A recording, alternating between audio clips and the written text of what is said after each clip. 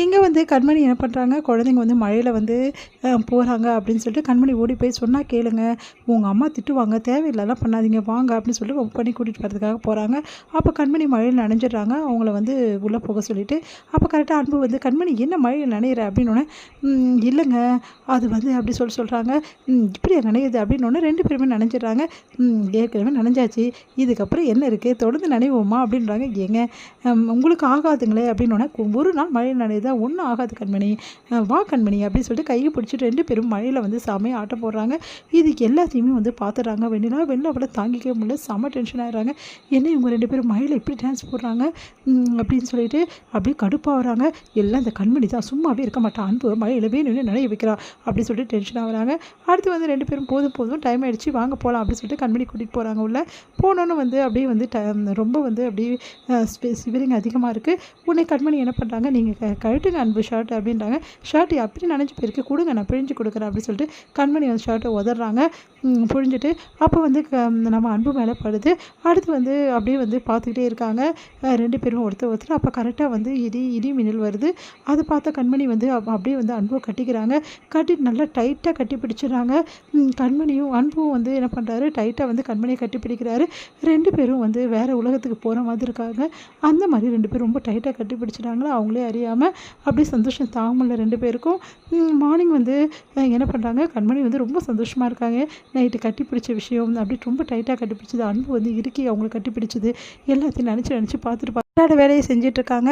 என்ன இந்த கண்மணிக்கு என்ன ஆச்சு, திடீர்னு வந்து ரொம்ப சிரிச்சுட்டு ஏதோ பண்ணிகிட்ருக்கா அப்படின்னு சொல்லிட்டு வெளில வராங்க. கண்மணி டிஃபன் ரெடி ஆகிடுச்சா, எனக்கு ரொம்ப பசிக்குதா, அதுவும் கொஞ்ச நேரத்தில் ரெடி, கொஞ்ச நேரத்துலையா, என்ன கண்மணி சொல்கிற, நீ எப்போவுமே சீக்கிரம் ரெடி பண்ணிடுவியே, அது ஏன் கேட்குற, நாங்கள் எழுந்ததே ரொம்ப எழுந்தது லேட்டா, அன்பு அப்படின்னு அவரும் லேட்டு தான், ஒன்றும் தூங்கிட்டு தான் இருக்காரு, தூங்கிட்டு இருக்காரா, வேலைக்கு போகலையா அப்படின்றாங்க.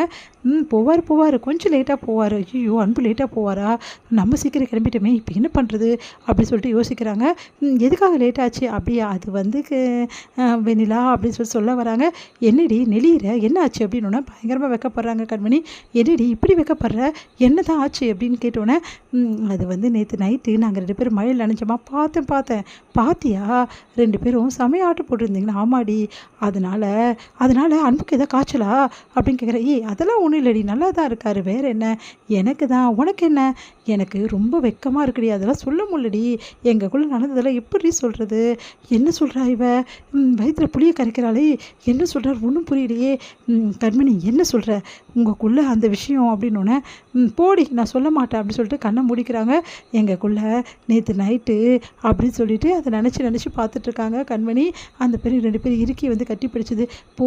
வெண்ணிலா, இது எல்லாம் சொல்கிறதுக்கு எனக்கு ரொம்ப கூச்சமாக இருக்குது வெண்ணிலா அப்படின்னு சொல்லிட்டு ஓடி போயிடுறாங்க. இதெல்லாம் கேட்ட கண்மணி இப்படி சொல்கிறது கேட்டுட்டு வெண்ணிலாவால் தாங்கிக்கவே முடியல. ஒரு வேளை அவங்களுக்குள்ள அந்த டைம் வந்து இந்த மாதிரி நடந்திருக்குமா, ஐயோ அது மட்டும் நடக்கவே கூடாதே, இவ ஒருத்தி சரியாகவே சொல்லாமல் பாதி சொல்லிட்டு பாதி போயிடுறாளே, ஒரு வேளை நடந்துருந்ததுன்னா அப்புறம் ஐயோ என்ன பண்ணுறது, சேச்சே அப்படியெல்லாம் நடக்க சான்ஸே இல்லை, ஏன்னா அன்பு மனசு ஃபுல்லாக நான் இருக்கேன், அவர் இப்படி கண்மணி கூட இந்த மாதிரிலாம் அதெல்லாம் நடக்காது, இவ ஒரு வேளை கனவுல தான் மறந்துருப்பா, உண்மையிலே அதெல்லாம் நடந்திருக்காது, கனவுல தான் குடும்பம் நடத்தணும், இவ நேரில் நடத்த முடியாது, நேரில் நம்ம வந்து அன்பு எப்போவுமே ஏன் கூட தான் குடும்பம் நடத்த போகிறாரு, கூடிய சீக்கிரம் இந்த கண்மணியே வந்து அன்பு வந்து பண்ணுற விஷயங்களெல்லாம் பார்த்துட்டு ஓடி தான் போக போகிறா, அப்போ தெரிய வருது யார் கூட அன்பு இருக்க போகிறான்னு சொல்லிட்டு, உண்மையிலே நானும் அன்பு தான் சேர்ந்து வாழ போகிறோம், அதை பார்த்த கண்மணி என்ன ஆவாலோ தெரியல, ஆனால் ஒன்று கண்மணிக்கு கண்டிப்பாக சீக்கிரமாக புரிய வைப்பேன் நான் அப்படின்னு சொல்லிட்டு யோசிக்கிறாங்க. வெண்ணிலா இப்போ வந்து டைம் எடுத்து பார்க்குறாரு, எது இவ்வளோ டைம் ஆகிடுச்சு, ஒன்று தூங்கியிருக்கேன் கண்மணி அப்படின்றாரு. எழுந்துட்டிங்களா, இந்தாங்க இந்த காஃபியை குடிங்க அப்படின்றாங்க. உடனே வந்து என்ன கண்மணி இது இவ்வளோ நேரம் எழுப்பாம விட்ட, ஏங்க நீங்களே ரொம்ப டயர்டாக தூங்கிட்டு இருந்தீங்க, உங்களை எழுப்ப மனசு வரலன்னு சொல்லிட்டு நல்லா தூங்க விட்டுட்டியா அப்படின்றாரு. நீ மட்டும் கரெக்டாக எழுந்துக்கிற, நான் எப்போ எழுந்துக்கிற பழக்கங்க, அதனால் எழுந்துக்கிறேன், சரி கவலைப்படாதீங்க எல்லாம் சரியாயிடும் அப்படின்றாங்க. சரி நேற்று நைட்டு அப்படின்னோடனே 2 பேரும் அப்படியே வைக்கப்படுறாங்க.